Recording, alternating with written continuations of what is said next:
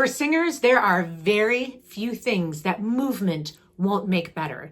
If your body is feeling tense, if you move that part of the body, those muscles can't tense up as much. When you move your body, your mind and your voice, your body get on the same page and your technique feels easier and sounds better. And who wants to go to a concert and watch somebody standing completely stiff?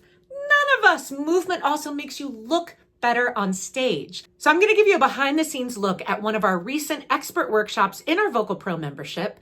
This one is all about movement tips and tricks to make your voice feel better, sound better, and make your performance more engaging. Check it out.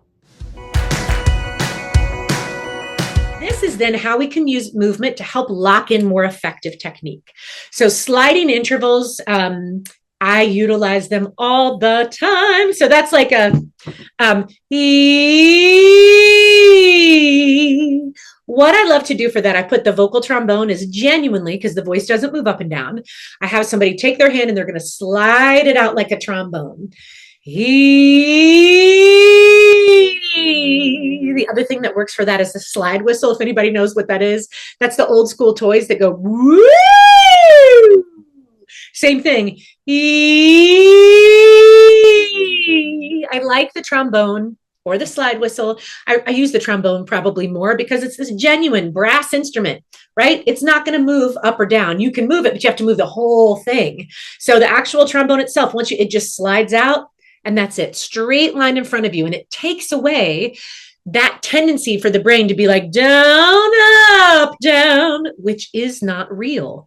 We hear pitches move down and up, but our vocal folds just thin out for the higher pitches, thicken up for the lower. Same thing with register connect. If I'm going from like the bottom to the top of my range, mum, mum, mum, mum, mum, mum, mum, mum, mum, mum, spreading out over an octave, we can have a tendency, all of us in one way or another at one point or another, to be like, that's the down part, this is the middle, this is the up, and I'm going back down to the bottom part. And here comes all this unnecessary tension, which is where a lot of vocal breaking happens. But if you do straight line in front of you, mum, mum, mum, mum, mum, mum, mum, mum, mum, mum, we are literally, the movement tells the brain there is no up and down, just straight line. So now the mind and the body are on the same page. For a low register, I also love this one to get like a belty calling out sound. Literally, the first one we're going to do is you point to someone across the street. Yo, yo, yo, yo, versus yo, yo, yo. People get in their head.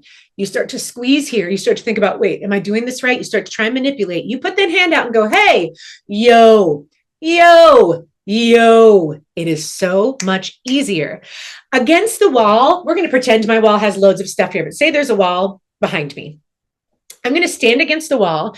The key here is that my neck and shoulders need to be against the wall. I kind of put my feet out in front of me. When my neck and shoulders are here, let's go back to our lovely Shallow song. I have no clue why I always go to Shallow in workshops like this, but that's like the song that lives in my head, I guess, rent free, even though I don't think about it.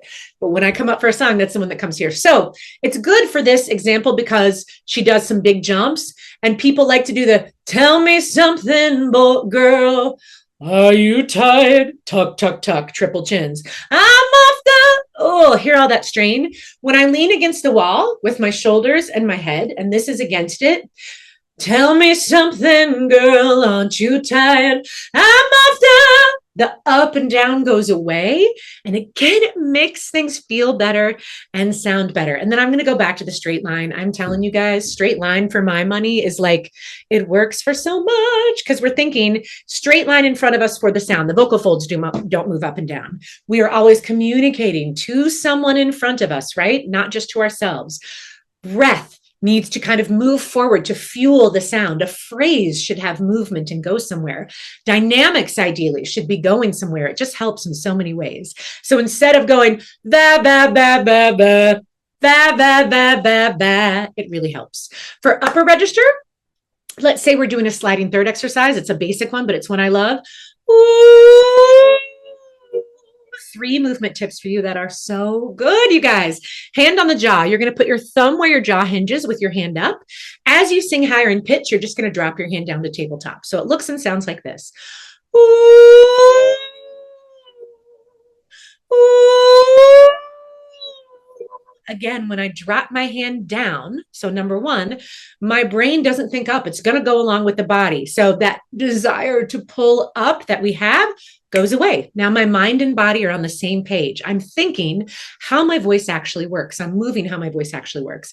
Also, I like putting the thumb right here because it reminds us the jaw is a hinge, which means for it to not move at all is weird. That's not how we talk. It's going to open a little bit. It's going to open different and look different based on everybody, but it reminds us to keep that jaw nice and free. One I use this analogy, I like it as a visual. And then I also do the movement is to think about a candy cane.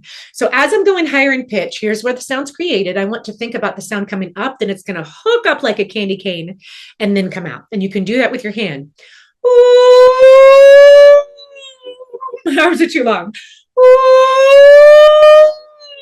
For me, it frees everything up. And the thing I love about it is in the middle of a performance, when I should not be thinking about technique, I should be thinking about my song. I should be communicating with my audience.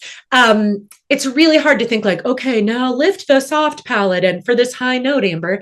I don't want to be thinking about that, but I can so easily be like, candy cane it, girl.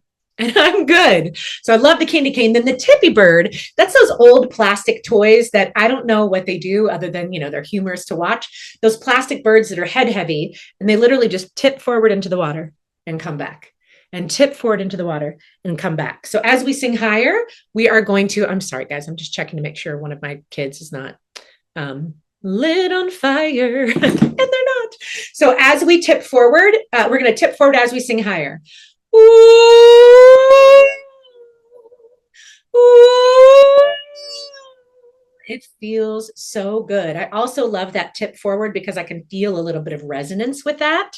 So I love that one. I hope you found that helpful, and I hope you can walk away with some movement tools now that you can play with to make your singing sound and feel better. That's the thing we're always going for. That's a glimpse of just one of the expert workshops that we have every month in my Vocal Pro membership, along with bi-monthly live coaching calls and direct access to me, messaging, audio, and video support 5 days a week, plus a genuine community of singers like you all over the world. I hope you will check it out. Look for the link below. Happy singing. Please like and subscribe and come back often.